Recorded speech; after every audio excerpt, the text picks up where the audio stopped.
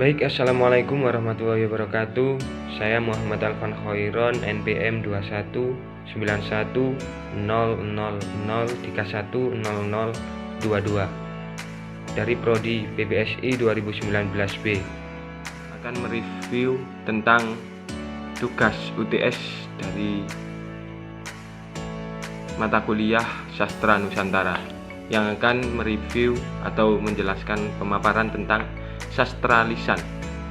Baik, yang dinamakan dengan sastra lisan adalah berbagai tuturan verbal yang memiliki ciri-ciri sebagai karya sastra pada umumnya, yaitu sebagai oral literatur, oral tradition atau tradisi lisan, atau yang biasanya dikembangkan dalam kebudayaan lisan atau oral kultur, berupa pesan-pesan, cerita-cerita atau rumpian dari ibu-ibu itu, atau kesaksian-kesaksian, ataupun yang diwariskan secara lisan dari satu generasi ke generasi yang lainnya.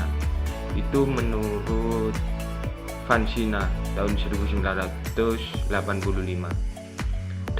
Dengan demikian dapat ditarik kesimpulan yang jelas bahwa sastra lisan itu sekumpulan karya sastra atau teks-teks lisan yang memang disampaikan dengan cara lisan atau dengan cara panca indera tadi, atau sekumpulan karya sastra yang bersifat dilisankan, yang memuat hal-hal yang berbentuk kebudayaan, sejarah, sosial masyarakat, ataupun sesuai dengan ranah kesusastraan yang dilahirkan dan disebarluaskan secara turun-temurun dari nenek moyang sampai cucu, sesuai dengan kadar estetikanya.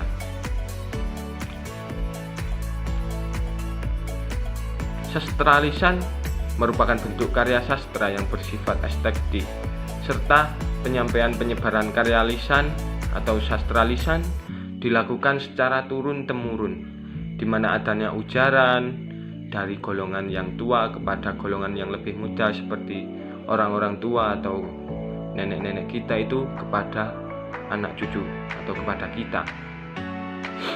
Jadi dapat dikatakan sebagai budaya turun-temurun.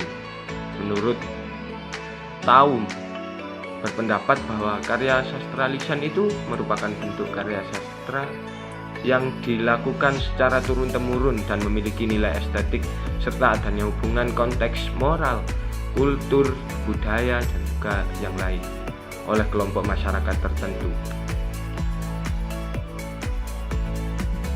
Sastra lisan ini menurut Taum atau menurut Taum itu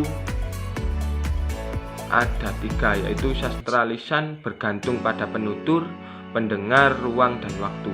Adanya komunikasi dan kontak fisik antar penutur dan pendengar dengan disertai penerapan linguistik atau penerapan bahasa yang jelas.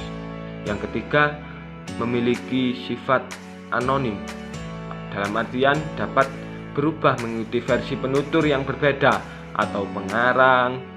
Jadi secara garis besarnya itu dari tiga tadi dapat dikatakan bahwa menurut Taum itu sastra lisan merupakan suatu karya kesusastraan atau kesastraan yang di dalamnya mencakup pemikiran, nilai, norma moral, masyarakat, adat istiadat, ataupun akhlak dan nilai-nilai masyarakat yang di dalamnya terdapat tuturan yang berbentuk lisan dan disebarluaskan dari generasi ke generasi, dapat dikatakan sebagai budaya turun-temurun. Baik, itu saja yang bisa saya sampaikan.